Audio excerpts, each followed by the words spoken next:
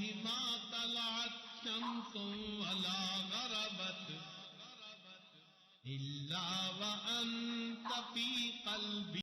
الحمد لله وكفى وسلام على عباده الذين اصطفى. أما بعد،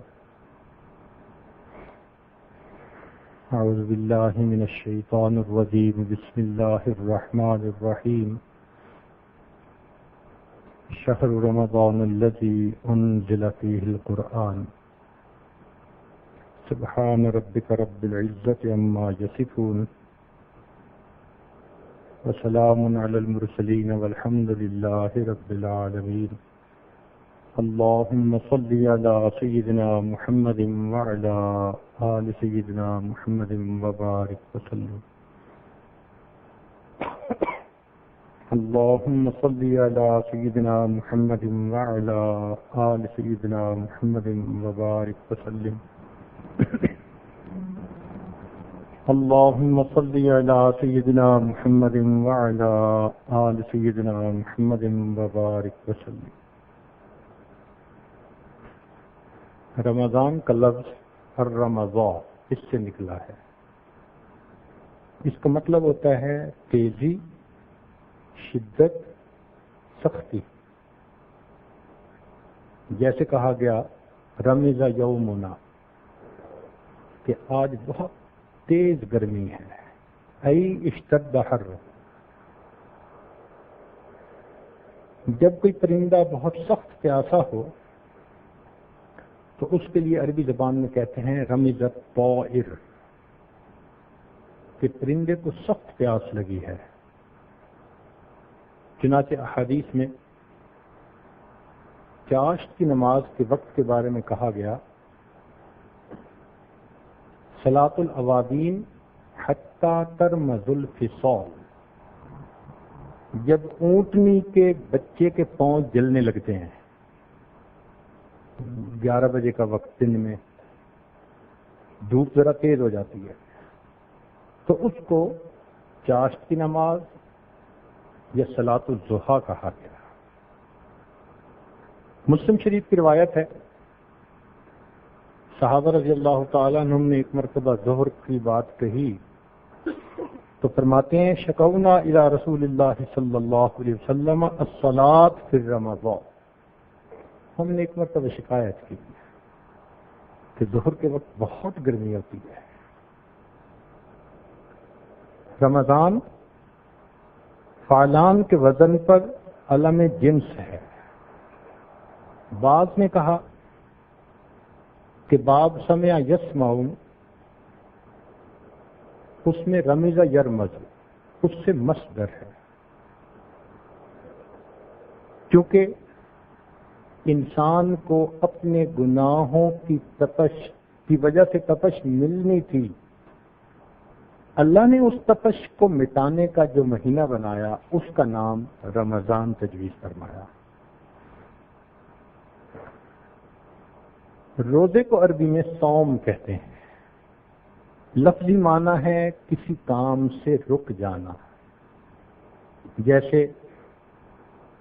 بی بی مریم نے تہیہ کر لیا کہ میں نے قوم سے بات کوئی نہیں کرنی، چپ رہنا ہے.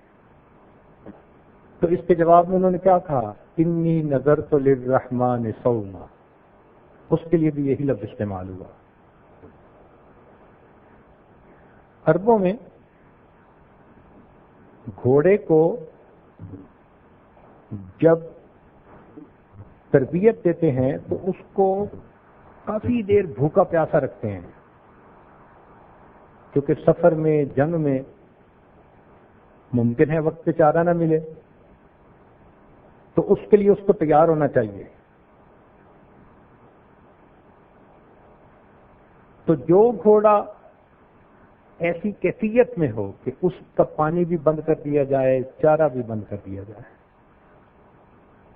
اس کے لیے بھی صوم کا لفظ استعمال ہوتا ہے. اس گھوڑے کو صائم کہتے ہیں. آج کی ہماری زبان میں اگر سیڈ سے سیڈلنگ تیار کر لی جائے کسی خاص انوائرمنٹ میں اور پھر اس کو فیلڈ کے اندر لگانا ہو تو اس کو کہتے ہیں ہارڈن آف. تو اس کو تھوڑی دیر نکال کے دھوپ پہ رکھ دیتے ہیں, پانی بھی نہیں دیتے, پودا ذرا سخت ہوتا ہے. تو یہ ہارڈن آف کرنا اس کو صائم کہا گیا. شرعی اصطلاح میں صوم کہتے ہیں کہ خاص وقت میں خاص چیز سے خاص مقصد کے ساتھ رک جانا. چنانچہ حافظ ابن حجر رحمۃ اللہ علیہ نے صوم کی تعریف یہ کی, فرماتے ہیں وفی الشرع امساک مخصوص فی زمن مخصوص عن شیء مخصوص بشرائط مخصوصہ. چنانچہ ہم رمضان میں دن کے وقت کھانا پینا جماع اس سے پرہیز کرتے ہیں, رک جاتے ہیں. کس نیت کے ساتھ؟ عبادت کی نیت کے ساتھ. اس لیے یہ صوم کہلاتا ہے. اگر نیت کچھ اور ہو تو پھر بے شک اگر کوئی بندہ کھانے پینے سے رکا رہے اس کو روزہ دار نہیں کہیں گے. کسی صاحب کو وزن گھٹانے کا شوق پیدا ہو جائے اور وزن گھٹانے کی نیت سے وہ کھانا پینا نہ کھائے تو اگرچہ سارا دن نہ کھائے اس کو صائم نہیں کہیں گے. اس میں نیت کا دخل ہے. چنانچہ یہ ایک مہینہ ہے جس کی پہلی رات میں اللہ رب العزت جنت کے دروازوں کو کھول دیتے ہیں. بعض ملکوں میں ہم نے یہ طریقہ دیکھا کہ جو بڑے بڑے بلڈرز ہوتے ہیں, عمارتیں بناتے ہیں, وہ ایک محلہ تعمیر کر دیتے ہیں اور پھر اس کے بعد ایک دن ایسا آتا ہے کہ جب وہ کسٹمرز کو وہ دکھاتے ہیں تاکہ پھر اس کی بکنگ شروع کر سکیں. تو اس سے پہلے وہ پورے محلے کو اچھا صاف کر کے پریزنٹیبل بنا دیتے ہیں. بالکل اسی طرح اللہ رب العزت جنت کے تمام دروازوں کو کھول دیتے ہیں. خوشبوؤں کی دھونی دی جاتی ہے, حتیٰ کہ حوریں فرشتوں سے پوچھتی ہیں کہ کیا نئی بات ہونے والی ہے, تو ان کو بتایا جاتا ہے کہ نبی علیہ الصلوۃ والسلام کی امت پر ایک مہینہ آ گیا ہے جو رحمتوں برکتوں کا مہینہ ہے. یوں سمجھیں کہ اس مہینے میں اللہ رب العزت جنت کی بکنگ فرماتے ہیں. تبھی تو کھولا جاتا ہے جنت کے دروازوں کو. نبی علیہ الصلوۃ والسلام اس مہینے کا انتظار فرماتے تھے. صرف اتنی سی بات اس مہینے کے شخص کے لیے کافی ہے کہ اللہ کے پیارے حبیب صلی اللہ علیہ وسلم انتظار. چنانچہ طبرانی شریف کی روایت ہے, انس اللہ عنہ فرماتے ہیں کہ نبی علیہ السلام یہ دعا فرماتے تھے, اللہم بارک لنا فی رجب و شعبان و بلغنا رمضان. ہمارے اکابر کے ہاں رمضان شریف کی اتنی اہمیت تھی کہ جب کسی بندے کے فضل و کمال کا تذکرہ کرنا ہوتا تھا تو بتایا جاتا تھا اس نے زندگی کے اتنے رمضان گزارے ہوئے. یہ یارڈ سٹک تھی, یہ ایک معیار تھا کہ اس بندے نے کتنے مقامات طے کر لیے ہوں گے جس نے زندگی میں اتنے رمضان گزارے. چنانچہ مشہور تابعی ابن الفضل فرماتے ہیں کہ کانو یدعون اللہ ستۃ اشہر ان یبلغہم رمضان. 6 مہینے دعا کرتے تھے کہ اللہ ہمیں رمضان تک پہنچا دینا, اور جب رمضان گزار لیتے تھے ثم یدعونہ ستۃ اشہر ان یتقبلہ منہ. پھر 6 مہینے دعا کرتے رہتے تھے اللہ رمضان کی ہمارے ان اعمال عبادات کو قبول فرما لے. یوں سمجھیں کہ پورا سال ہی اس کی دعا مانگتا. اس لیے کہ رمضان سال کا قلب ہے, جیسے جسم کا قلب سلامت رہے تو جسم سلامت, جس کا رمضان سلامتی کے ساتھ گزر گیا اس کا پورا سال سلامتی کے ساتھ گزر گیا۔ چنانچہ امام ربانی مجدد ثانی رحمۃ اللہ علیہ نے اپنی مکتوبات میں ایک بات لکھی ہے، وہ فرماتے ہیں کہ رمضان آنے والے سال کا ایک چھوٹا سا نمونہ ہوتا ہے، چھوٹی اسکیل پر۔ بڑی بلڈنگ بنانی ہوتی ہے نا، جب لوگوں نے چھوٹا سا ماڈل تیار کرتے ہیں دکھانے کے لیے کہ جی آپ کی بلڈنگ ایسی لگے گی، تو وہ جیسا چھوٹی اسکیل پہ ماڈل ہوتا ہے بڑی اسکیل پہ وہی بلڈنگ ہوتی ہے۔ بالکل اسی طرح ہم جس چھوٹی سی اسکیل پر یہ گزاریں گے اسی اسکیل کے اوپر اسی معیار پر ہمیں باقی سال کے مہینوں کو گزارنے کی توفیق نصیب ہو جائے گی۔ تو اس مہینے کو خوب اہتمام کے ساتھ گزارنے کی ضرورت ہے۔ ابو سعید خدری رضی اللہ عنہ فرماتے ہیں کہ ان للہ، نبی اسلام نے فرمایا ان للہ تبارک و تعالی وتقاء فی کل یوم ولیلۃ یعنی فی رمضان، رمضان کے ہر دن میں اور ہر رات میں جہنم سے جہنمیوں کو بری کیا جاتا ہے۔ ہمارے یہاں بھی دستور ہے، عید کا دن ہو تو جی صدر صاحب نے مجرموں کو عام معافی دے دی۔ چنانچہ ہم نے دیکھا کہ بہت بڑے بڑے مجرم کئی دفعہ ان کو معافیاں مل جاتی ہیں۔ بالکل اسی طرح رمضان کے مہینے میں اللہ رب العزت کی خطا کاروں کو، گناہ گاروں کو عام معافی دے۔ کوئی رحم کی اپیل تو کرے نا، کوئی آ کے ہم سے مانگے تو صحیح نا۔ تو یہ رمضان کا مہینہ ایسا۔ اور پھر دوسری بات فرمائی وَإِنَّ لِكُلِّ مُسْلِمٍ فِي كُلِّ يَوْمٍ وَلَيْلَةٍ دَعْوَةٌ مُسْتَجَابَةٌ، ہر مومن مرد ہو یا عورت جس نے بھی روزہ رکھا ہر رات میں اور ہر دن میں اس کی دعا کو اللہ تعالیٰ قبول فرماتے ہیں۔ اب یہاں یہ ایک نقطہ سمجھیں کہ اگر کوئی بندہ آپ کی نظر میں بڑا ولی ہے، بہت اولیاء میں سے ہے، ولایت کے مقام پہ فائز ہے، اور وہ کسی وقت آپ کو کہہ دے کہ جی میرے دل پر الہام ہوا ہے یہ قبولیت دعا کا وقت ہے، دعا کرو، تو آپ کیسے دعا کریں گے؟ بڑے ذوق شوق لجاجت کے ساتھ کہ جی ایک ولی نے کہہ دیا قبولیت دعا کا وقت ہے۔ ارے ولی کی بات کیا، سید الانبیاء، سید الاولیاء، امام الانبیاء، امام الملائکہ، اللہ کے محبوب حضرت محمد مصطفیٰ احمد مجتبیٰ صلی اللہ علیہ وسلم وہ فرما رہے ہیں کہ سحری میں اور افطاری میں اللہ رب العزت روزہ دار کی دعا کو قبول فرماتے ہیں۔ تو ہمیں سحری اور افطاری میں کیسے دعا کرنی چاہیے؟ پکے یقین کے ساتھ۔ ہماری آنکھ کا دیکھنا غلط ہو سکتا ہے، ہمارے آقا کا نکلا ہوا زبان سے لفظ وہ غلط نہیں ہو سکتا۔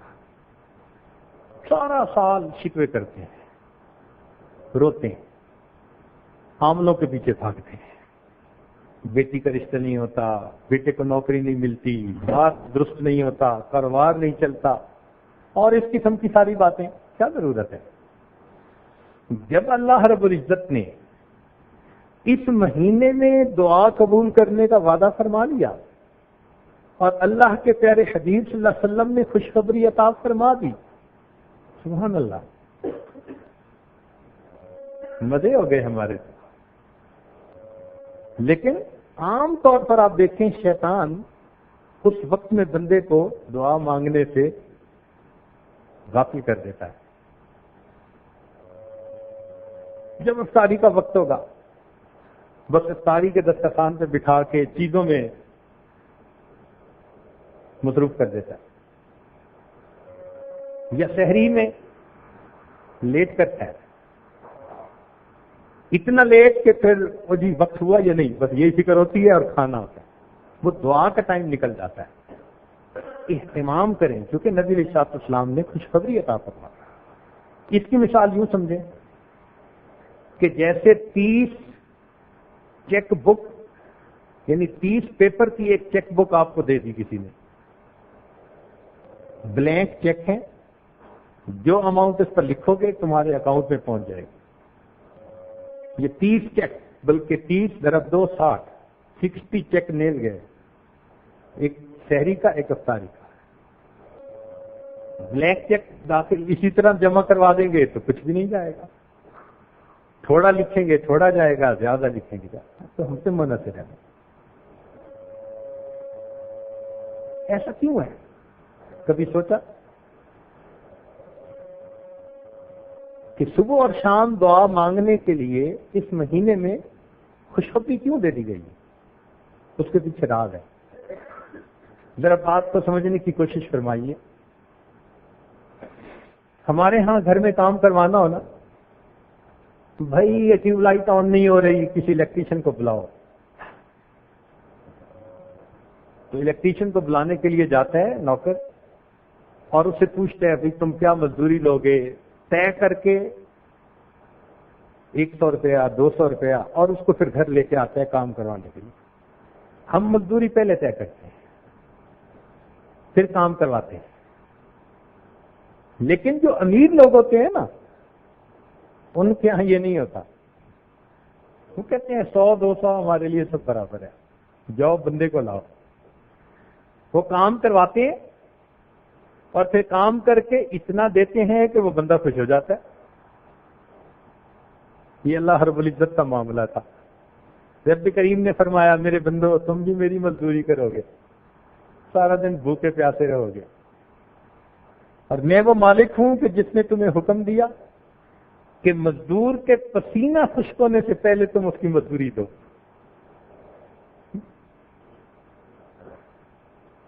لیکن تم تو مزدوریاں طے کرتے ہو نا، میں طے بھی نہیں کرتا، اور میں پہلے سے بتا دیتا ہوں کہ میں جو کہو گے تمہیں عطا کر دوں گا۔ لہذا نبی علیہ السلام نے بتلا دیا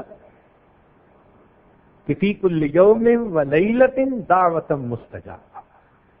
یہ چھوٹی سی بات نہیں ہے، سمجھدار بندے کے لیے یہ بہت بڑی بات کر دی گئی ہے۔ رمضان کا مہینہ، اللہ اکبر، ایک دن کا ایک لمحہ بندے کو ولایت کے مقام تک پہنچانے کے لیے کافی ہے، ایک لمحہ۔ امام ربانی مجد لسانی رحمۃ اللہ اپنے مکتوبات میں لکھتے ہیں، میں نے کشف کی نظر سے دیکھا تو مجھے باقی پورے سال کی رحمتیں برکتیں جو نازل ہوتی ہیں وہ دریا کی طرح نظر آئیں، اور میں نے رمضان کے مہینے کے نور کو دیکھا، وہ مجھے سمندر کی طرح نظر آیا، کوئی کنارہ ہی نظر نہیں آتا۔ اللہ رب العزت نے اپنے فضل سے اس مہینے میں آج ہمیں وقت گزارنے کی توفیق عطا فرمائی۔ چنانچہ نبی علیہ السلام نے اہتمام فرمایا، شعبان کے آخری دن صحابہ کو اکٹھا کر کے ان کو سمجھایا، ان ھذا الشہر قد حضرکم وفیہ لیلۃ خیر من الف شہر۔ یہ جو مہینہ آیا ہے اس میں ایک رات ہے جو 1000 مہینوں کی عبادتوں سے بہتر ہے۔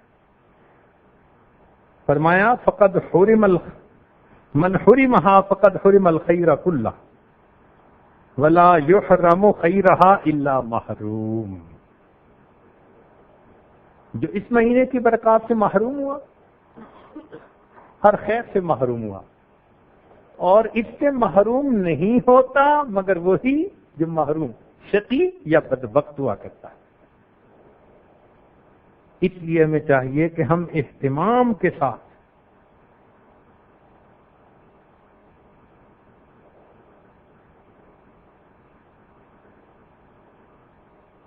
چنانچہ حدیث پاک میں فرمایا کہ یہ ایک مہینہ ہے فینزل الرحمہ، اس میں رحمت کا نزول ہوتا ہے، وَيَحُطُّ الْخَطَايَا، اور گنہگاروں کی خطاؤں کو معاف کیا جاتا ہے، وَيَسْتَجِيبُ فِيهِ الدُّعَاء، اور اس میں دعا کو قبول کیا جاتا ہے، وَيَنظُرُ اللَّهُ تَعَالَى إِلَىٰ تَنَافُسِكُمْ فِيهِ، اور اللہ تعالیٰ اس میں تمہارے تنافس کو دیکھتے ہیں، تنافس کہتے ہیں آگے بڑھنے کی کوشش کرنا. کون کتنا آگے بڑھنے کی کوشش کرتا ہے, کون کتنا اللہ کو راضی کرنے کے لیے زیادہ مجاہدہ, زیادہ محنت, زیادہ یکسوئی. اللہ اکبر. اللہ تعالیٰ اس کو دیکھتے ہیں. تو بھئی روزے تو سب نے رکھے, مگر اللہ تعالیٰ یہ دیکھیں گے کہ اس روزے کو کما حقہ آداب کے ساتھ کس نے.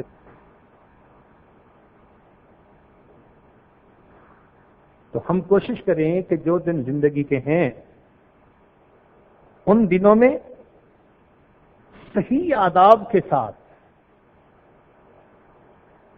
یہ وقت گزارنے کی کوشش کریں. چنانچہ نبی علیہ السلام نے ارشاد فرمایا الصوم نصف الصبر, روزہ آدھا صبر ہے. اور ایک حدیث پاک میں فرمایا کہ الصبر نصف الایمان, کہ صبر آدھا ایمان. تو گویا روزہ چوتھا حصہ ہوا ایمان کا. یہ بندے اور اس کے پروردگار کے درمیان ایک خفیہ معاہدہ ہے. اسی لیے جنت کے 8 دروازے, جہنم کے 7 دروازے. دستور ہے دنیا کا کہ جدھر سے زیادہ لوگوں نے جانا ہوتا ہے نا ادھر بڑا دروازہ رکھتے ہیں, یا مکان کے جس طرف سے زیادہ لوگوں نے آنا ہو وہاں زیادہ دروازے رکھتے ہیں. تو جب یہ دستور ٹھہرا, اللہ رب العزت نے جہنم کے دروازے بنائے 7 اور جنت کے بنائے 8. اللہ تعالیٰ کیا چاہتے ہیں, میری مخلوق زیادہ کدھر جائے؟ ارادہ خیر کا ہے نا. اللہ تعالیٰ چاہتے ہیں کہ میرے بندے میری نعمتوں کو زیادہ پانے والے بن جائیں. ایک مرتبہ ایک ملک میں ہم ایئرپورٹ پہ اترے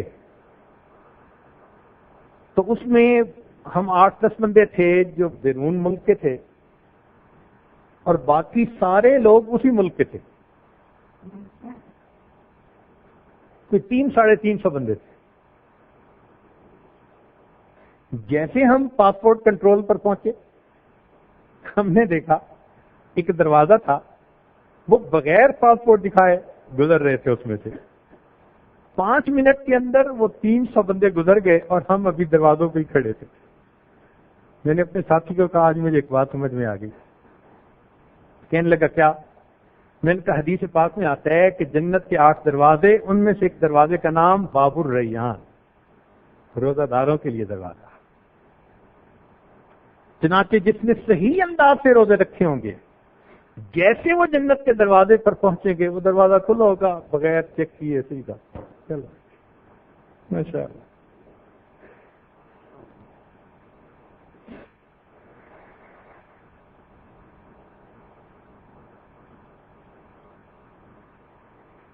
چنانچہ روزہ رکھنے کے 3 درجات ہیں. ابن جوزی رحمۃ اللہ فرماتے ہیں کہ الصوم ثلاثۃ, روزے 3 طرح کے ہیں. صوم الروحی, روح کا روزہ, وہو قصر العمل, اور یہ ہے اپنی امیدوں کو مختصر کرنا. وصوم العقل, عقل کا روزہ, وہو مخالفت الہوا, اور وہ ہے اپنی خواہشات کی مخالفت کرنا.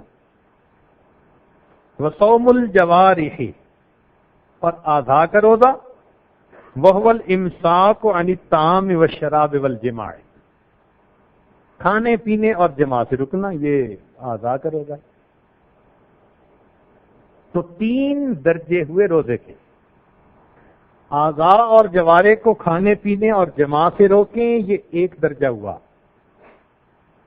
ایک اس سے ذرا بلند درجہ ہوا, وہ ہوا عقل کا روزہ کے خواہشات جو انسان کے دماغ میں نفسانی, شیطانی, شہوانی خیالات آتے ہیں ان کو روکیں. یہ عقل کا روزہ ہوا، اور ایک ہوا دل کا روزہ۔ دل کا روزہ کیا؟ کہ دل میں ماں سوا کی محبت نہ ہو، ایک اللہ کی محبت۔ تو گویا روزہ دار تین طرح کے، کھانے پینے جماع سے رکنے والا وہ بھی روزہ دار، مگر اس نے ذرا کم درجے کا روزہ رکھا۔ جس نے اپنے آپ کو نفسانی شیطانی وساوس خیالات سے بچایا اور اللہ کی یاد دل میں رکھی، یہ اس سے بہتر روزے والا۔ اور جس نے سحری سے لے کے افطاری تک اپنے دل کی توجہ اللہ کے سوا کسی غیر کی طرف ہونے ہی نہیں دی، فرمایا کہ یہ ہے سب سے اعلیٰ روزہ رکھنے والا بندہ۔ چنانچہ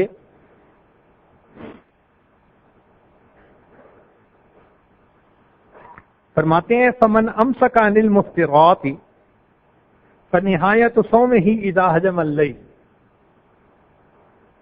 جس بندے نے آزاد جوارے کا روزہ رکھا، جب رات آ گئی اس کا روزہ ختم۔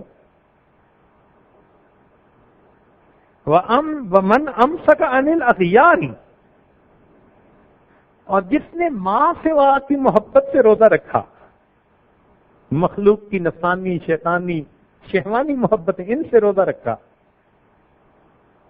ومن امسک عن الاغیار فنہایت صومہ ان یشہد الحق، اس کے روزے کا افطار اس وقت ہے جب اس کو اپنے رب کا دیدار نصیب ہوگا۔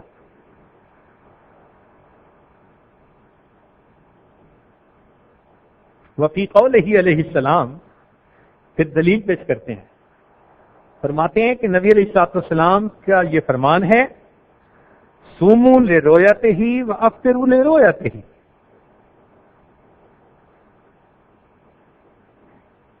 عام معنی تو یہی ہے کہ بھئی چاند دیکھو روزہ رکھو، رمضان شروع کر دو، اور چاند دیکھو تو پھر عید کا دن شروع۔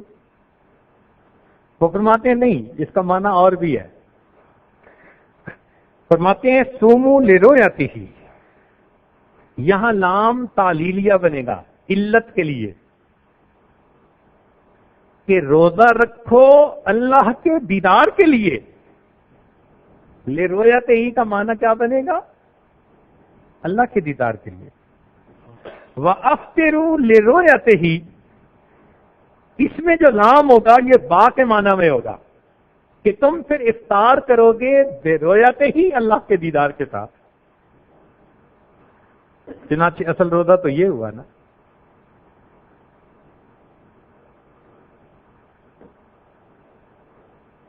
چنانچہ جو انسان بھوکا رہتا ہے، روزہ رکھتا ہے، اللہ رب العزت کا دیدار اسے نصیب ہوتا ہے۔ تفسیر روح البیان میں یہ لکھا، قال اللہ تعالیٰ فی مخاطبت عیسیٰ علیہ السلام تجو ترانی، عیسیٰ علیہ السلام کو اللہ تعالیٰ نے فرمایا آپ اگر بھوکا رہیں گے تو آپ میرا دیدار حاصل کر سکیں گے۔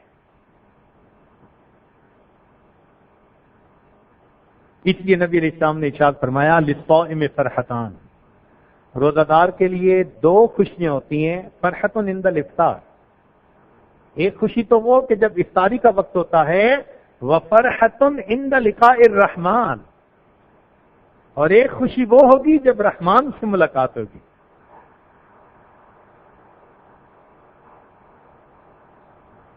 چنانچہ روح البیان میں ایک حدیث پاک کو نقل کیا گیا کہ نبی علیہ الصلوۃ والسلام نے ارشاد فرمایا من حافظ علی ثلاث فهو ولی اللہ حقا، جس نے تین چیزوں کی محافظت کی پکا اللہ کا ولی۔ ومن ضیعہن فهو عدو اللہ حقا، اور جس نے ان تین چیزوں کو ضائع کیا وہ اللہ کا پکا دشمن۔ فرماتے ہیں الصلاۃ، ایک نماز، دوسرا والصوم، اور تیسرا وغسل الجنابہ، غسل جنابت، ان تین چیزوں کے بارے میں۔ اور اسی تفسیر روح البیان میں ہی ہے وفی بعض الخبر ان الجنان یشتقن الی اربعۃ نفر، فرماتے ہیں کہ جنتیں 4 بندوں کی مشتاق ہوتی ہیں، ان کی ملاقات کا انتظار کرتی ہیں۔ کون سے 4 بندے؟ صائم رمضان، رمضان کا روزہ رکھنے والا، وتالی القرآن، قرآن کی تلاوت کرنے والا، وحافظ اللسان، اپنی زبان کی حفاظت کرنے والا، ومطعم الجیران، اور اپنے پڑوسی کو کھانا کھلانے والا۔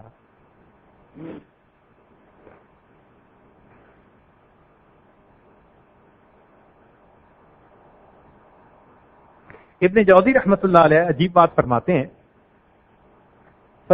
کہ جس نے رمضان کا روزہ صحیح آداب کے ساتھ رکھا، من صام رمضان فی انصات وسکون وکف سمعہ وبصرہ ولسانہ ویدہ وجوارحہ عن الحرام والکذب والغیبۃ والاذی، جس نے روزہ اس طرح سے رکھا کہ اس نے اپنے اعضاء سے کوئی بھی گناہ نہ کیا، فرماتے ہیں کہ قیامت کا دن ہوگا، اقترب من اللہ تعالی یوم القیامت، وہ قیامت کے دن اللہ تعالیٰ کے اتنا قریب ہوگا، حتیٰ تمس رکبتہ رکبت ابراہیم علیہ السلام، حتیٰ کہ اس کے یہ گھٹنے ابراہیم علیہ السلام کے گھٹنوں کے ساتھ آ کر ملیں گے، اتنا قریب ہو جائے گا۔ جس نے رمضان کو صحیح گزارا، اتنا ابراہیم علیہ السلام کے وہ قریب ہو جائے گا۔ اور ابن جوزی رحمۃ اللہ علیہ، حالانکہ یہ سخت آدمی ہے حدیث کے معاملے میں، فرماتے ہیں کہ قال علیہ الصلوۃ والسلام، نبی علیہ الصلوۃ والسلام نے ارشاد فرمایا، لو یعلم الناس ما لهم فی شہر رمضان، اگر لوگوں کو پتہ چل جائے کہ ان کو رمضان کے مہینے میں کیا ملتا ہے، لتمنوا ان تکون السنۃ کلھا رمضان، یہ تمنا کرتے کاش کہ پورا سال رمضان بنا دیا جاتا۔ اتنا کچھ تو رمضان میں ملتا ہے نا۔ چنانچہ وہ شعر لکھتے ہیں، یجاز الصائمون اذ استقاموا بدار الخلد والحور الملاحی، کہ جزا دی جائے گی، صلہ دیا جائے گا روزے داروں کو اگر وہ استقامت کے ساتھ روزہ رکھیں، جنت میں گھر کا، اور حور الملاحی، یہ ملیح سے ہے، جیسے نبی علیہ السلام نے فرمایا کہ میرا بھائی یوسف صدیق تھے وَأَنَا ملیح، ہم کہتے ہیں جس کو نمکین چہرہ۔ نمکین چہرہ کا مطلب ہوتا ہے کہ بندہ دیکھے تو نظر ہٹانے کو جی نہ کرے، بار بار دیکھے۔ وَبِالْغُفْرَانِ مِنْ رَبٍّ عَظِيمٍ وَبِالْمُلْكِ الْكَبِيرِ بِلَا بَرَاحٍ فَيَا أَحْبَابَنَا اجْتَهِدُوا وَجِدُّوا لِهَذَا الشَّهْرِ مِنْ قَبْلِ الرَّوَاحِ، اے دوستو خوب جد و جہد کرو، محنت کرو اس سے پہلے کہ یہ مہینہ ہم سے جدا ہو جائے۔ عسى الرحمن ان يمحو ذنوبی ويغفر ذلتی قبل افتضاحی، قریب ہے کہ رحمان ہمارے گناہوں کو معاف کر دے اور بخش دے ہماری لغزشوں کو اس سے پہلے کہ ہماری قیامت کے دن فضیحت ہو جائے۔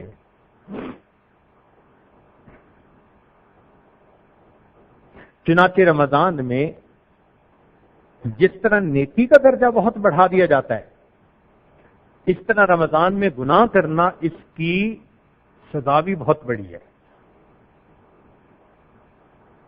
ابن جوزی رحمۃ اللہ فرماتے ہیں، قال علیہ الصلوۃ والسلام، من سرق فی رمضان، جس نے رمضان میں چوری کی، او زنا یا زنا کیا، او غصب یا غصب کیا، اور انتہک حراما یا حدود توڑ دی اللہ کی، او شرب خمرا یا شراب پی، او تعدی ظلما یا کسی پر ظلم کیا، لم یتقبل اللہ منہ صرفا ولا عدلا، اللہ تعالیٰ اس کے نہ فرض قبول کرے گا نہ نفل قبول کرے گا، ولعنہ، اور اللہ اس پر لعنت فرماتے ہیں، ہوا و ملائکتہ، وہ اور اس کے ملائکہ، الی مثلہ من الحول، اگلا رمضان آنے تک پورا سال اللہ کے فرشتے اس پر لعنت برساتے ہیں۔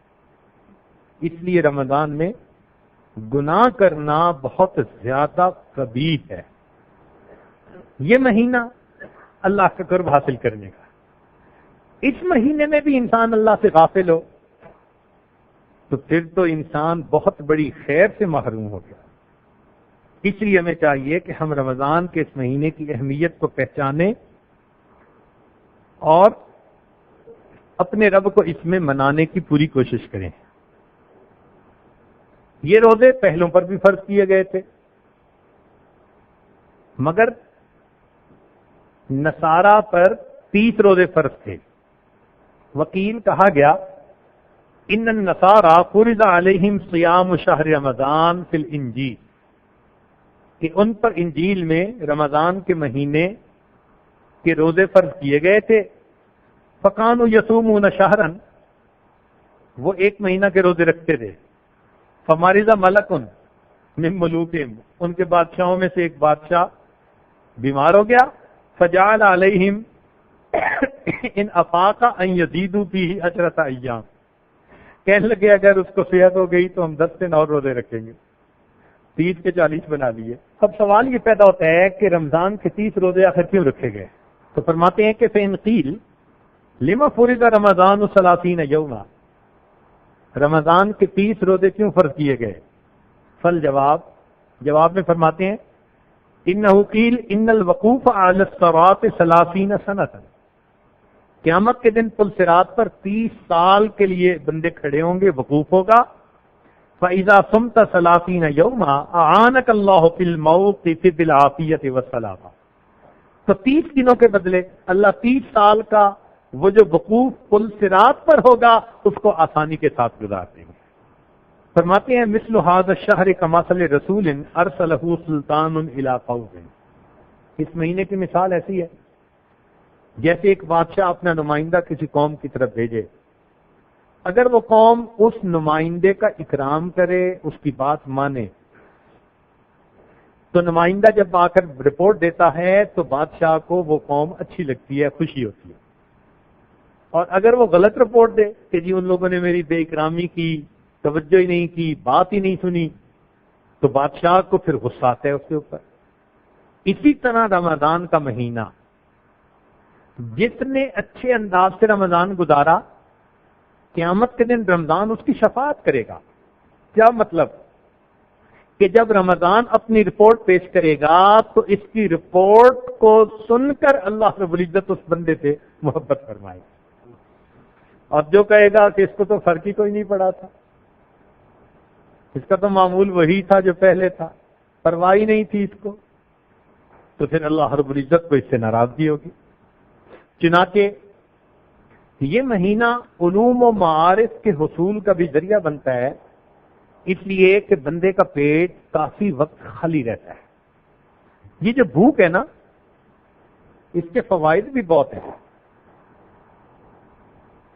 تصوف و سلوک میں تو جتنی منازل ہیں ان کے طے ہونے میں اس بھوک کو بنیادی درجہ حاصل ہے، اسی لیے قلت طعام مستقل ایک پوائنٹ ہے۔ بلکہ یحییٰ بن معاذ رحمۃ اللہ علیہ فرمایا کرتے تھے کہ لو کان الجوع یباع فی السوق، اگر بھوک بازار کے اندر بک رہی ہوتی، لکان المرید محقوقا اذا دخل السوق ان لا یشتری شیئا غیرہ، تو مرید سالک کو چاہیے تھا کہ اگر وہ بازار میں داخل ہوتا تو بھوک کے سوا کوئی چیز نہ خریدتا۔ اتنے اس کے فوائد ہیں۔ ایک بزرگ بھوک کے فوائد گنوا رہے تھے، کسی نے کہا حضرت یہ بھوک بھی کوئی فائدے کی چیز ہے؟ فرمان لگے ہاں، اگر فرعون کو بھوک آتی تو وہ کبھی انا ربکم الاعلی کا دعویٰ اپنی زبان سے نہ نکالتا، اس نے خدائی کا دعویٰ اسی لیے کیا کہ اس کو بھوک کا پتہ نہیں تھا، پیٹ بھرا ہوا تھا۔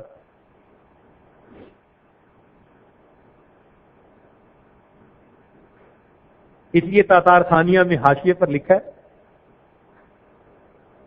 کہ جو بہت پیٹ کو بھر کے رکھتا ہے نا بندہ، اس پر کسی کی نصیحت کا اثر نہیں ہوتا، اس پر کسی کی نصیحت کا اثر نہیں ہوتا، اور اگر وہ کسی کو نصیحت کر دے تو اس کی نصیحت پر دوسرے پہ اثر نہیں ہوتا۔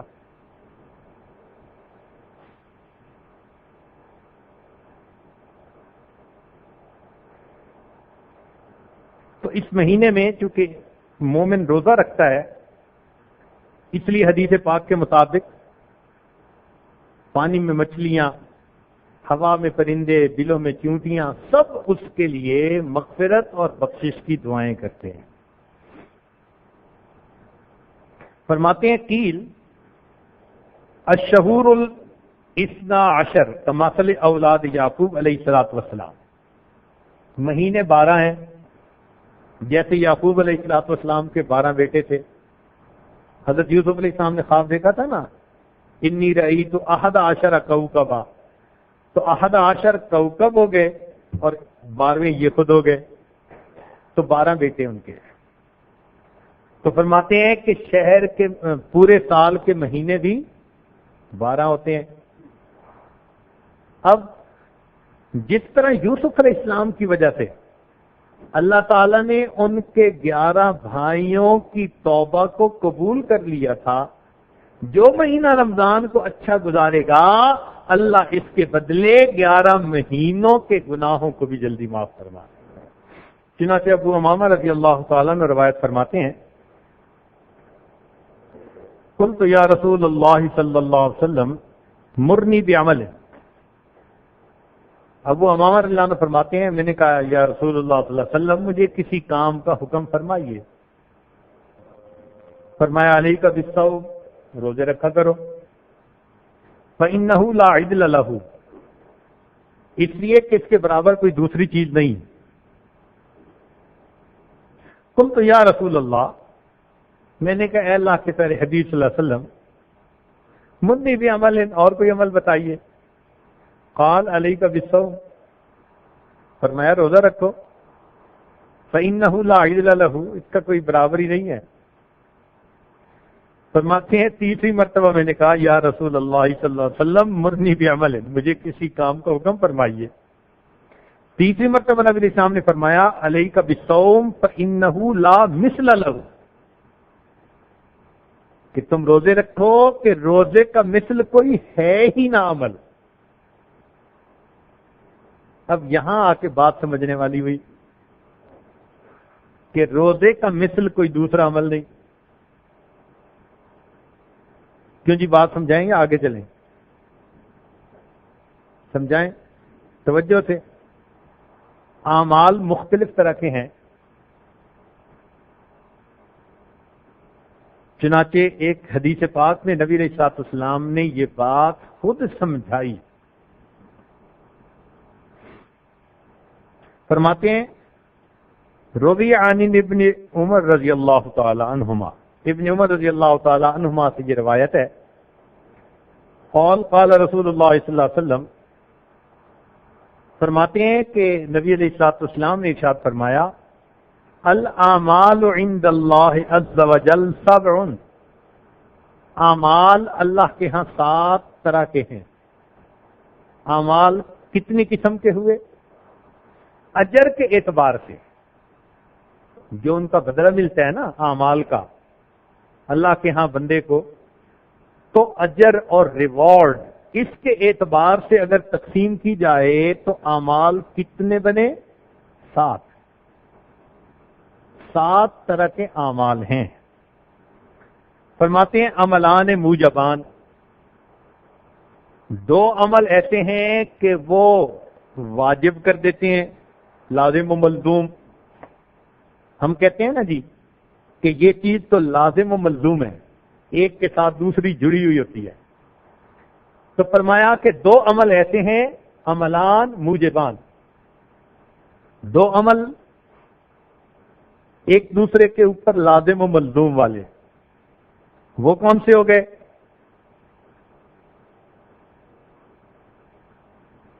فرماتے ہیں فَأَمَّا الْمُوجِبَانِ، فمن لقی اللہ یعبدہ مخلصا لا یشرک بہ شیئا وجبت لہ الجنہ. ایک عمل کہ جو اللہ سے اس حال میں ملا کہ اللہ کے سوا کسی کی عبادت نہیں کرتا تھا، یعنی شرک سے بچتا تھا، اس بندے پر جنت واجب ہو گئی. تو یہ لازم ملزوم چیز ہو گئی. اور دوسرا، جو بندہ اس حال میں اللہ سے ملا کے شرک کرتا تھا، وجبت لہ النار، اس آدمی پر جہنم واجب ہو گئی. تو توحید اور شرک یہ عملان، دو عمل ایسے ہیں کہ موجبان ہیں. توحید کے ساتھ جنت لازم اور شرک کے ساتھ جہنم لازم. دو عمل تو یہ ہو گئے. اور فرماتے ہیں کہ عملان بامثالہما، دو عمل ایسے ہیں کہ ان کو ان کا مثل ملتا ہے.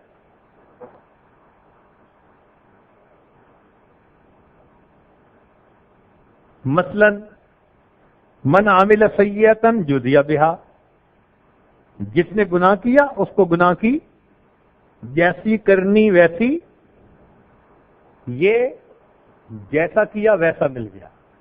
بامثالہما. اور دوسرا، ومن اراد ان یعمل حسنۃ فلم یعملها جزی مثلہا، جس نے نیکی کا ارادہ کیا اگرچہ کر نہ سکا، ایک نیکی اس کو بھی مل گئی. تو یہ دو عمل جن کو مثل مل جاتا ہے.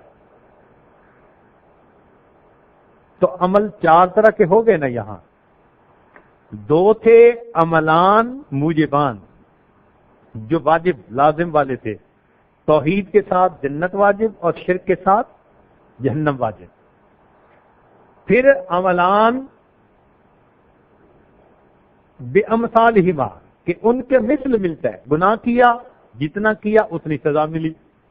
نیکی کا ارادہ کیا، اگر کر نہیں سکا تو بھی ایک اس کو عمل کا اجر، نیکی مل گئی. یہ بامثالہما. تو یہ چار ہو گئے. پھر اس کے بعد فرماتے ہیں وَعَمَلًا بِعَشْرِ أَمْثَالِهِ، ایک عمل ایسا بھی ہے کہ جس کا 10 گنا.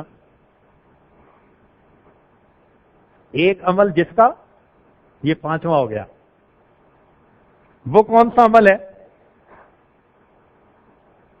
فرماتے ہیں من عمل حسنۃ جزی عشرہ، جس نے نیک عمل کر لیا اس کو 10 گنا اجر ملا. اللہ تعالیٰ کا فرمان ہے من جاء بالحسنۃ فلہ عشر امثالھا. اب یہ 5 عمل ہو گئے. عملان موجبان، توحید پہ جنت اور شرک پہ جہنم. گناہ کا اتنا ہی بدلہ اور نیکی کی نیت پہ ایک ثواب. تو یہ 4 ہو گئے. 5واں عمل جس کا 10 گنا ملتا ہے کہ اگر نیکی کا کام کرو تو اللہ تعالیٰ اس کا 10 گنا اجر عطا فرماتے ہیں. پھر اس کے بعد 6واں عمل آ گیا. فرماتے ہیں وَعَمَلٌ ب700، ایک عمل ایسا ہے کہ اس کا اجر 700 گنا.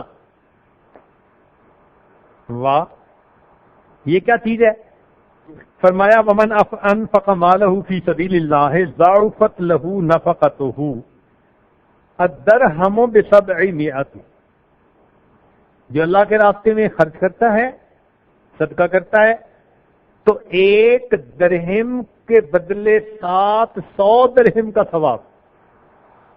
قرآن پاک میں فرما دیا کمثل حبۃ انبتت 7 سنابل فی کل سنبلۃ 100 حبہ. ایک دانہ تھا، 7 شاخیں، اور پھر ہر شاخ پر جو سٹی تھی اس سٹی کے اندر 100 دانے. تو ایک کے کتنے بن گئے؟ 700. اب یہ 6 عمل ہو گئے. 2 عمل موجبان، توحید پہ جنت واجب، شرک پہ جہنم واجب. 2 بامثالہما، گناہ جتنا کرے گا سزا ملے گی، نیکی کی نیت بھی کر لے گا تو ایک نیکی کا ثواب. 5واں اگر نیکی کا عمل کر لیا تو 10 گنا بڑا میں اجر ملا. چھٹا، اگر اللہ کے راستے میں 1 درہم خرچ کیا تو 700 درہم کا ثواب ملا. تو یہ 6 عمل ہو گئے. نبی علیہ السلام فرماتے ہیں کہ 7واں عمل وعمل ایسا عمل ہے لا یعلم ثواب عاملہ الا اللہ، کہ اس عمل کے کرنے والے کے ثواب کو اللہ کے سوا کوئی نہیں جانتا. چنانچہ یہ کون سا عمل ہے؟ فرمایا والصیام للہ عز وجل لا یعلم ثواب عاملہ الا اللہ عز وجل، رواہ الطبرانی فی الاوسط والبیہقی. سبحان اللہ. تو یہ روزہ کیسا عمل ہوا کہ اس کے ثواب کو اللہ کے سوا کوئی جانتا ہی نہیں، اللہ ہی جانتا ہے. اور یہ ذہن میں رکھیں کہ بڑوں کی دین بڑی ہوا کرتی ہے. کوئی آدمی اس عاجز سے آ کے کہے کہ جی مجھے ضرورت ہے، تو ہو سکتا ہے میں اس کو اپنی طرف سے 5-10 روپے دے دوں. کسی امیر بندے کے پاس چلا جائے تو وہ 2-4 ہزار دے دے گا. کسی اور وزیر کے پاس چلا جائے تو وہ اس کو ہو سکتا ہے 50,000 دے دے.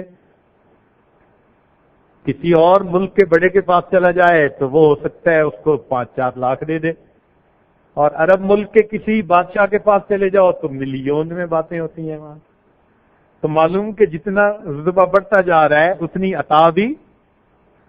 تو کیا خیال ہے کہ جب رب کریم عطا فرمانے والے ہوں گے، لہو مقالید السماوات والارض، آسمان اور زمین کے خزانوں کی کنیاں جس کے ہاتھ میں ہے، اس کی دین بھی تو پھر اس کی شان کے برابر ہوگی. اس لیے اس کا ثواب بندہ کوئی نہیں جانتا. اس لیے ہمیں چاہیے کہ ہم اس رمضان کا خوب اکرام کریں، گناہوں سے اپنے آپ کو بچائیں اور نیکی میں اپنے آپ کو لگائیں. اگر ہم اکرام کریں گے تو اس پر اجر ملے گا، اور اگر اکرام نہ کریں گے تو پھر اس کی سزا بھی بہت زیادہ. چنانچہ نزہۃ المجالس میں واقعہ لکھا ہے، رمضان کا احترام کرنا. فرماتے ہیں رعا مجوسی ابنہ یاکل فی رمضان بحضرت المسلمین.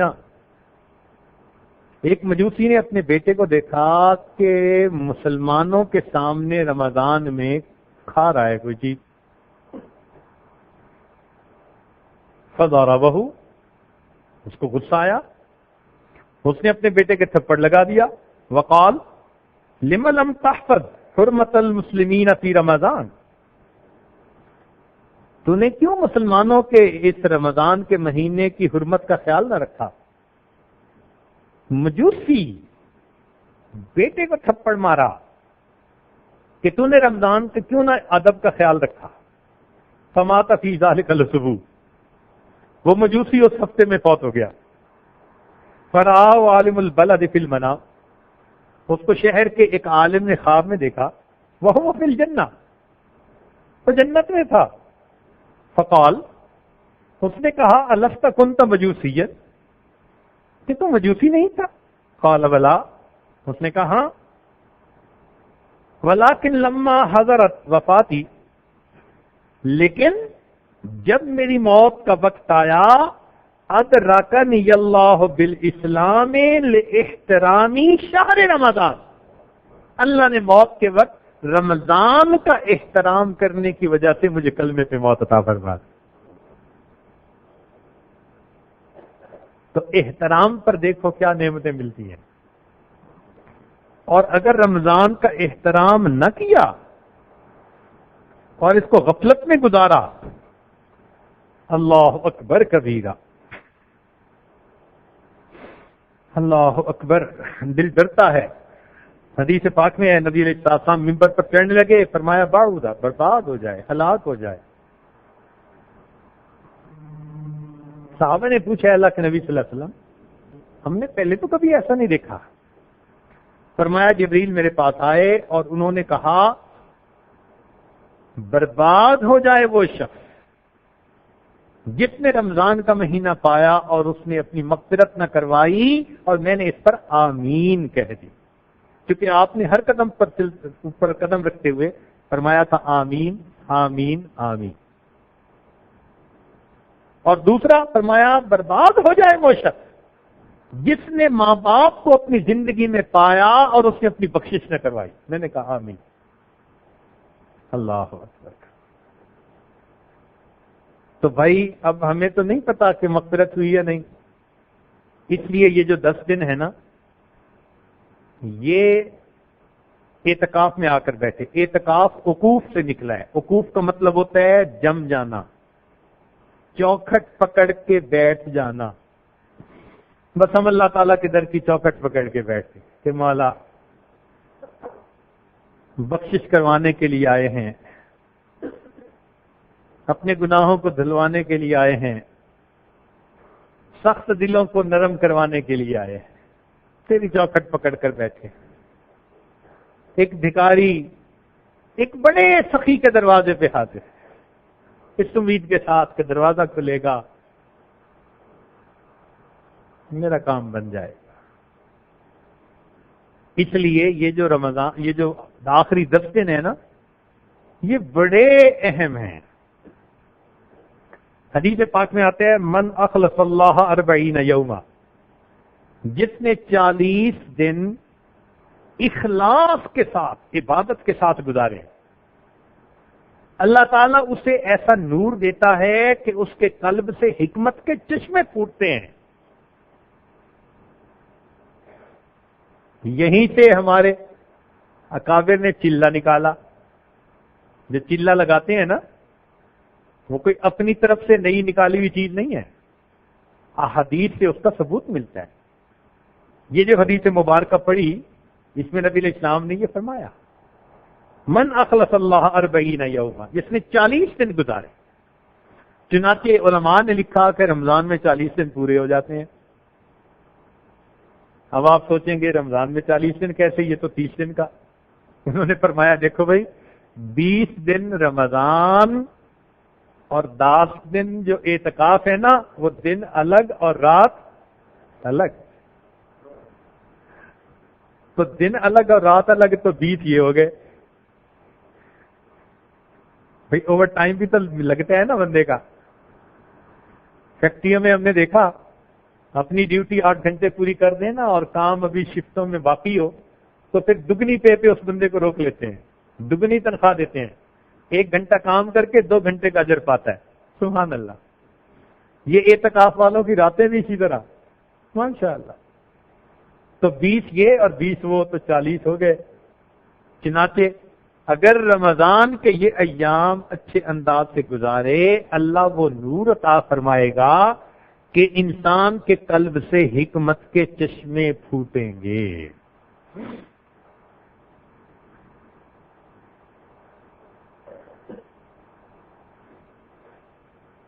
اب اس میں ہمیں ایک چیز سیکھنی ہے، سادہ لفظوں میں بات سمجھائیں تاکہ ہر بندے کو سمجھ میں آ جائے کہ ہم نے ان 10 دنوں میں اللہ تعالیٰ سے ایسا تعلق جوڑنا ہے جیسا بچے کا ماں کے ساتھ ہوتا ہے۔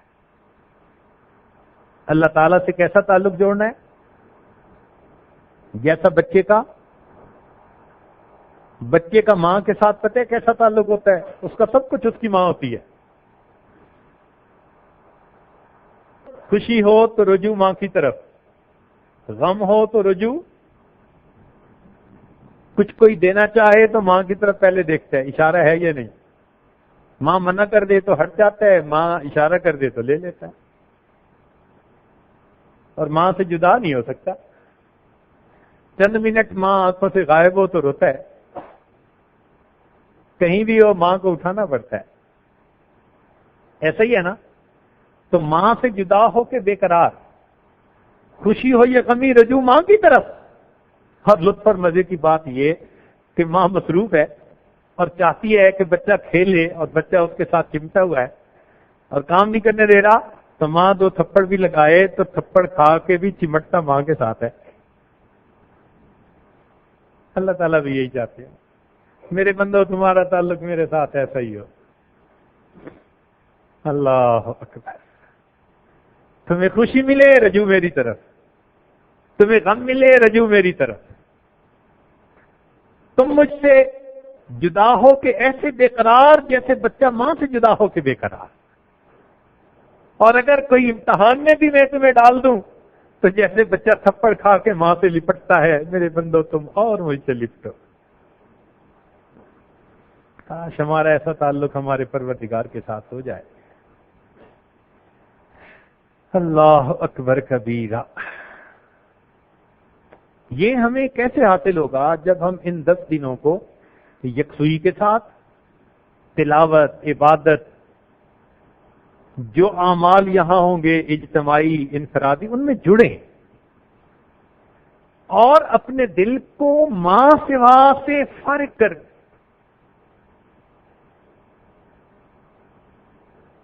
بالخصوص باہر کی دنیا سے رابطہ منقطع کر دیں. آج کے دور میں ایک مصیبت آ گئی ہے جو دیکھنے میں چھوٹی سی ہے لیکن اس کا فتنہ بڑا موٹا ہے. بلکہ میں اپنے دوستوں کو کہتا ہوں کہ انسانوں کی تاریخ میں شیطان کو کبھی اتنا فساد مچانے والا اسلحہ نہیں ملا تھا جتنا اب ملا ہے، اور اس کا نام ہے سیل فون. یہ چھوٹا سا ہوتا ہے، بڑی مصیبت ہے. اوہو، مسجد میں اعتکاف میں بھی یہ آپ کو چین سے نہیں بیٹھنے دے گا شیطان. اس کی وجہ سے فون آئیں گے، آپ فون کریں گے، میسیجز ہوں گے، اور اعتکاف میں ہیں اور ابھی رابطہ ٹوٹ نہیں رہا. تو جب رابطہ نہیں ٹوٹے گا تو ادھر رابطہ جڑے گا کیسے بھائی؟ تبتل کیسے حاصل ہوگا؟ اس لیے اس سیل فون کو ضرورت کے لیے استعمال کریں، جائز. ضرورت سے زیادہ اگر استعمال کریں گے تو نقصان دہ ہوگا. یہ بہت نقصان کی چیز ہے، مجبوراً رکھنی پڑتی ہے. گھر میں چھری رکھتے ہیں مگر احتیاط ہوتی ہے ہمیشہ. استعمال بھی کرتے ہیں تو احتیاط کے ساتھ، پکڑاتے بھی ہیں تو احتیاط کے ساتھ. یہ سیل فون اس قسم کی چیز ہے، بہت نقصان دہ چیز ہے. تو اس سے اس دوران اپنے آپ کو بچائیں. یہ نہ ہو کہ مسجد میں بیٹھے ہیں اور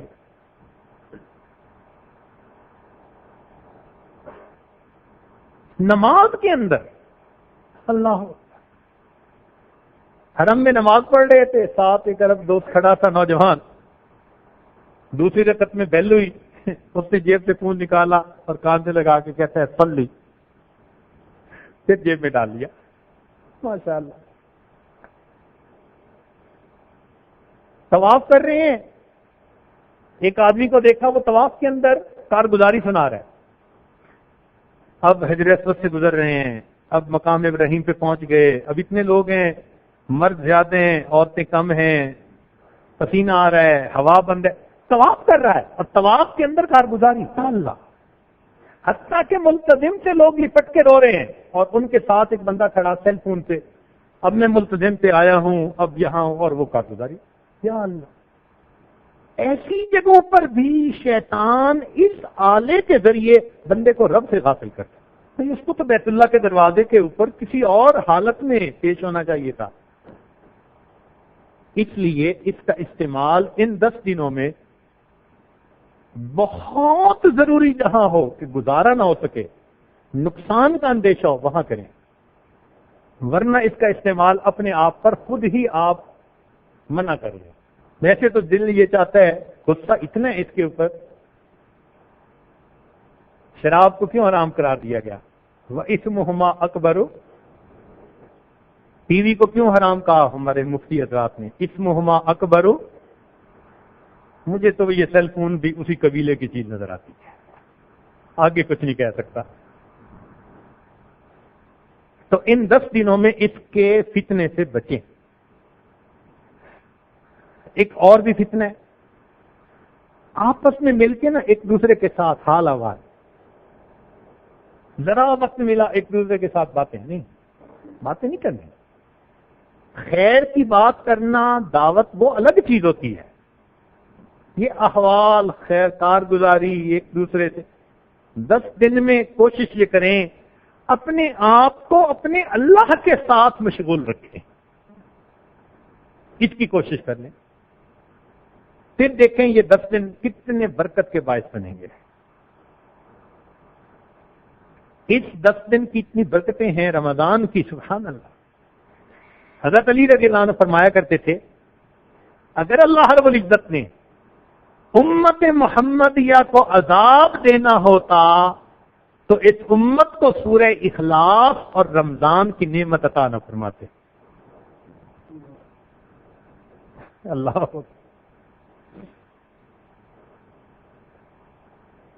تو بھائی اس وقت کو ہم غنیمت سمجھ کے،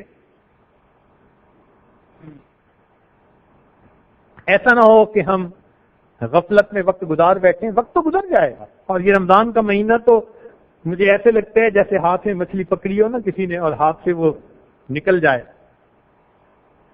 لڑکپن میں ایک دفعہ یہ واقعہ پیش آیا تھا. ہم ایک جگہ گئے تھے تو کچھ لوگ فشنگ کر رہے تھے. انہوں نے ایک بڑی ساری مچھلی پکڑی. جب دیکھا کہ ایک گیسٹ مہمان بھی آیا ہوا ہے تو انہوں نے، میرے بڑے بھائی تھے، ان کو دکھائی. بھائی نے مجھے پکڑا دی. اب عمر تو چھوٹی تھی، کوئی 7ویں 8ویں کلاس کا بچہ تھا. وہ زندہ مچھلی تھی، ابھی تازہ پکڑی گئی تھی اور دریا کے کنارے ہی کھڑے تھے. انہوں نے میرے ہاتھ میں پکڑائی. جیسے میں نے ہاتھ میں لی، وہ جو ہلی اور سیدھا پانی میں ہاتھ سے ہی نکل گئی. وہ مجھے تو ہر دفعہ رمضان ایسے ہی نظر آتا ہے.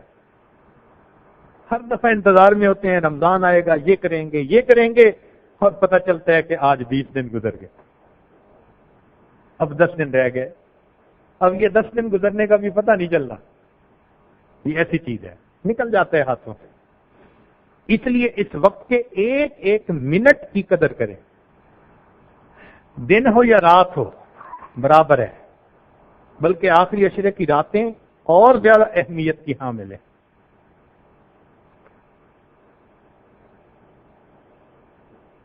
اور اگر غفلت میں وقت گزر گیا تو پھر تو اللہ اکبر، بہت کم نصیبی کی بات ہے. اللہ اکبر. ایک حدیث پاک ہے،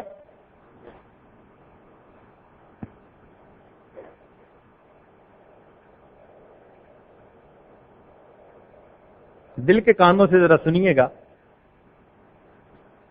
روی عن النبی صلی اللہ علیہ وسلم انہ قال بمنا. نبی علیہ الصلوۃ والسلام سے روایت ہے، اور آپ منا میں تھے جب آپ نے یہ بات فرمائی.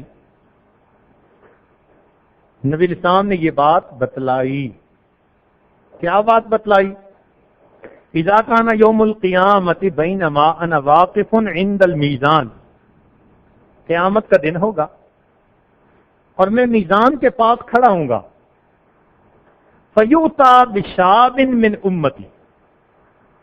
میری امت کے ایک نوجوان کو لایا جائے گا. والملائکۃ یضربونہ وجہا ودبرا. اور ملائکہ اس کے منہ پہ تھپڑ مار رہے ہوں گے اور اس کے پیٹھ پہ چاوک لگا رہے ہوں گے. اللہ کے حبیب صلی اللہ علیہ وسلم فرما رہے ہیں میری امت کا نوجوان اس طرح پیش کیا جائے گا. ملائکہ اس کو تھپڑ مارتے ہوں گے، چابک لگا رہے ہوں گے. والملائکۃ یضربونہ وجہا ودبرا فیتعلق بی. اور وہ نوجوان آ کر میرے ساتھ چمٹ جائے گا. اللہ اکبر. وہ نوجوان آئے گا، فرشتے اسے مار رہے ہوں گے، اور جب وہ میرے پاس پہنچے گا فیتعلق بی، وہ نوجوان میرے ساتھ آ کر چمٹ جائے گا. وہ یقول، اور یہ کہے گا یا محمد المستغاث المستغاث بک. اے محمد صلی اللہ علیہ وسلم میری مدد کیجیے، میری مدد کیجیے. فاقول، میں یہ کہوں گا یا ملائکۃ ربی ما ذنبہ. اے میرے رب کے ملائکہ، اس کا کیا گناہ ہے؟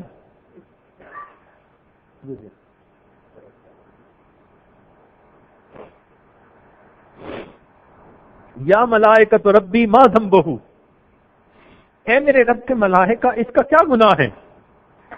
فیقولون، تو وہ یوں کہیں گے ادرک شہر رمضان فعصى اللہ فیہ، اس نے رمضان کا مہینہ پایا اور اس نے اس میں گناہ کیا، ولم یتب، اور توبہ بھی نہ کی، فاخذہ اللہ فجأۃ، اللہ نے اچانک اس کو موت دے دی۔ فاقول، میں اس نوجوان سے کہوں گا هل قرأت القرآن، اے نوجوان کیا تو نے قرآن پڑھا؟ فیقول، اور وہ یہ کہے گا تعلمتہ ونسیتہ، میں نے پڑھا تھا اور میں بھول گیا۔ فاقول، میں یوں کہوں گا بئس الشاب، بئس الشاب، کتنا برا نوجوان، کتنا برا نوجوان، انت تو ہے۔ فلا هو یترکنی ولا الملائکۃ یترکونہ، نہ وہ نوجوان مجھے چھوڑے گا اور نہ فرشتے اس نوجوان کو چھوڑیں گے۔ نوجوان مجھ سے لپٹا ہوگا، فرشتے اس کو گھسیٹ رہے ہوں گے، کیسا منظر ہوگا۔ اللہ اکبر، اللہ کے حبیب کے ساتھ وہ نوجوان لپٹا، کہتے ہیں نا ڈوبتے تو تنکے کا سہارا، کیا منظر ہوگا۔ ایک طرف جہنم ہوگی اور فرشتے اس کو گھسیٹ کے جہنم میں ڈالنے کے لیے لے جا رہے ہوں گے، اور یہ اس وقت اللہ کے حبیب صلی اللہ علیہ وسلم کو چمٹا ہوا ہوگا۔ اللہ اکبر، فرماتے ہیں فلا هو یترکنی ولا الملائکۃ یترکونہ، نہ وہ مجھے چھوڑے گا اور نہ فرشتے اسے چھوڑیں گے۔